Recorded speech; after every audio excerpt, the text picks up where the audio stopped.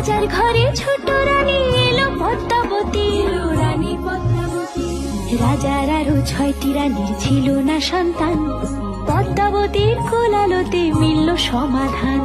বছর যেতে জন্ম নিল 7 ছেলে 1 মেয়ে, হয় খুশির আকাশ হঠাৎ কালো মেঘে গেল ছেয়ে।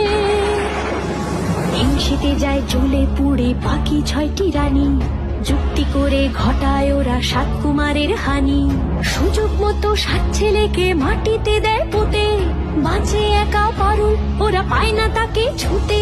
ধাইমা বাঁচায় সেই মেয়েকে বড় করে তোলে, 7 ভাইকে পায় যে পারুল 7টে চাপা ফুলে। এত কিছুর পরেও রাজার বিপদ যে কাটে না, সূর্য নগরে সুখের সূর্য আর ওঠে না। হিংসা বিবাদ বিচ্ছেদ আর প্রেমের কাহিনীতে পারুল বোন কি পারবে 7 ভাই চম্পাকে জাগাতে?